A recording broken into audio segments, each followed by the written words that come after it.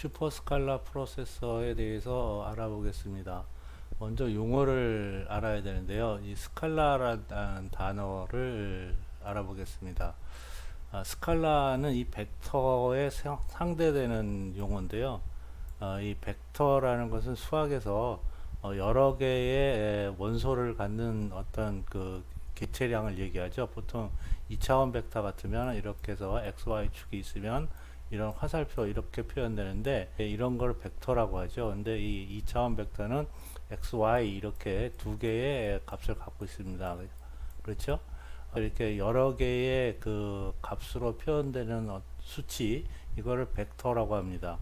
근데 이 벡터라는 것은 컴퓨터에서는 배열 데이터에 해당해요. 2차원 벡터는 두 개지만 3차원 벡터는 원소가 세 개일 거고 4차원 벡터는 네 개일 거 아니에요. 그러니까 이 컴퓨터에서 벡터를 처리하기 위해서는 이 배열의 값이 저장이 됩니다.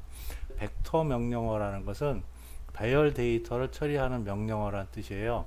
벡터 프로세서라는 게 우리가 13회 3절에 가면은 이 병렬 처리 프로세서 중에 벡터 프로세서라는 게 있는데 이제 거기서도 사용하는 용어입니다. 그래서 이 배열 데이터를 처리하는 명령어를 컴퓨터에서 벡터 명령어라고 합니다. 벡터 명령어. 우리가 중고등학교에서 이제 벡터 배울 때 벡터에 상대적으로 값 하나만 있는 숫자 7, 뭐 6 이렇게 이게 하나만 있는 값 이런 것들을 스칼라라고 불러요. 그쵸? 기억이 나시죠? 이런 것들을 스칼라라고 부릅니다. 그래서 이 슈퍼 스칼라라는 것은 스칼라 처리를 아주 잘하는 그런 기계라는 뜻이에요.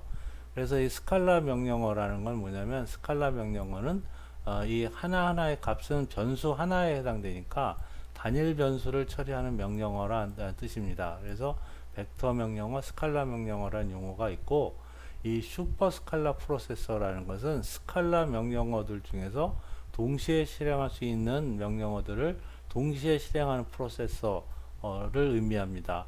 스칼라를 처리하는데 아주 강력한 프로세서, 그것을 슈퍼 프로세서라고 합니다.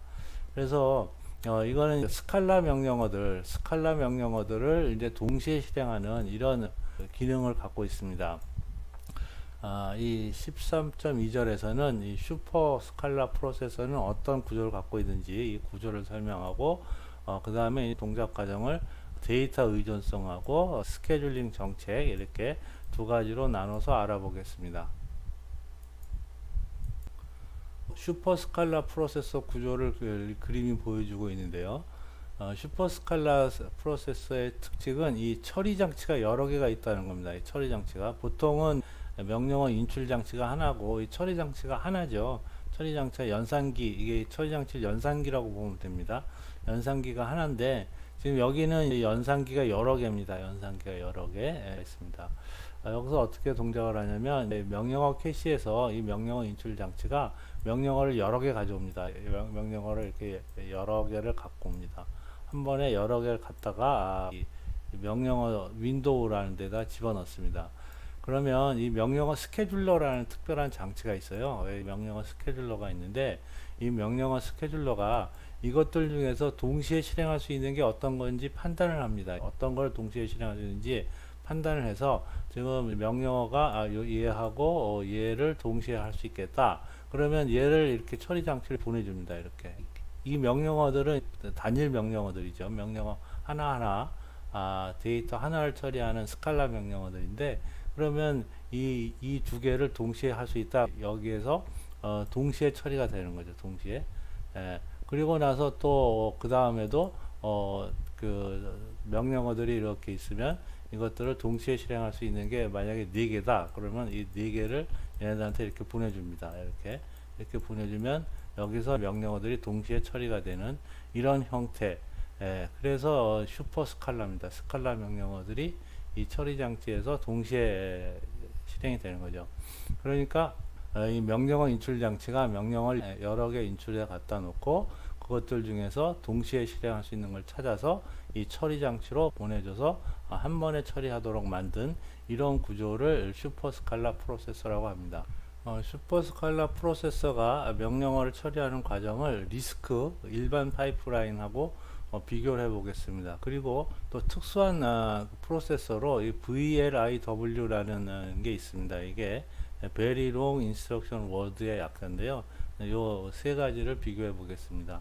일반 리스크 파이프라인은 여기서는 4단계의 명령어 사이클을 갖고 있다고 가정을 했고, 중간에 분기가 일어나지 않는다라고 가정을 했습니다. 그리고 데이터 의존성도 없다라고 하면 이제 계속해서 명령어들을 실행할 텐데, 인출하고 디코드 하는 동안에 다음 거 인출하죠. 동시에 하죠. 서로 다른 명령을 동시에 하는 겁니다. 그 다음에 이제 실행하고 디코드하고 새로운 거 인출하는 걸 동시에 하고, 그 다음 단계가 되면 이제 기록, 실행, 디코드, 여기 뭐 칸이 없지만 여기서는 새로운 게 인출이 됐겠죠. 인출. 그래서 파이프라인이 다 채워지면 이 4개씩 계속 실행하는 이런 방법이 일반 파이프라인입니다. 근데 이거는 한 번에 명령어가 각 단계의 명령어가 하나씩만 있는 거죠. 각 단계 명령어가 처리되는 명령어가 하나씩만 있습니다. 근데 이 슈퍼 스칼라 파이프라인은 지금 2개를 가져온다고 가정을 했어요.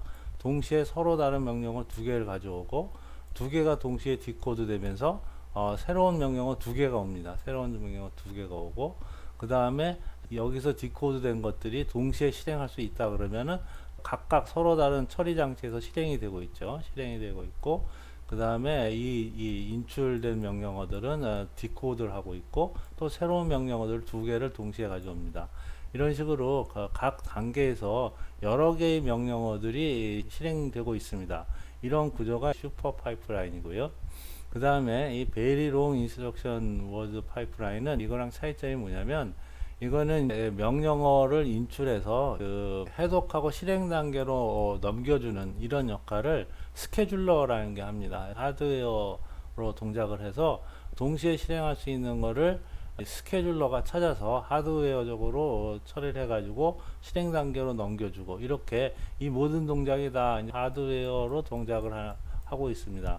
그런데 이 슈퍼스칼라 파이프라인이라는 것은 컴파일러가 그런 역할을 합니다. 컴파일러가 그 프로그램을 기계어로 번역하면서 동시에 실행할 수 있는 명령어들을 쭉 모아 놓습니다. 이렇게 모아서 아예 길게 명령을 만들어 놓는 거예요. 명령어를.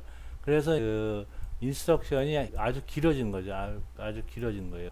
컴파일러가 동시에 실행할 수 있는 명령어들을 이렇게 모아 놓은 거죠.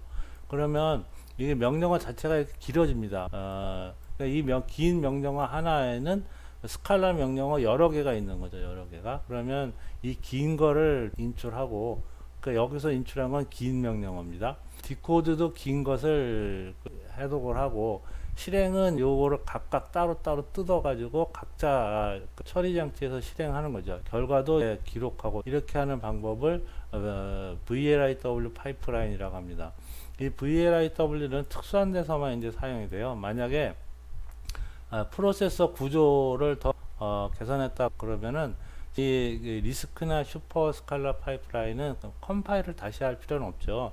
실행 파일을 그냥 처리하면 됩니다. 왜냐하면 이 스케줄링 동작이 다 하드웨어로 일어나기 때문에 프로세서가 개선되더라도 이전 프로그램과 호환성을 유지합니다. 그런데 이 슈퍼 파이프라인은 이 처리 장치가 바뀌어 버리면 이 명령어 스케줄을 다시 해야 돼요. 그러면 컴파일을 다시 해야 된다는 얘기죠. 그러다 보니까 실행 파일의 호환성이 떨어집니다. 그래서 VLIW는 좀 특수한 곳에서만 쓰이고 있습니다.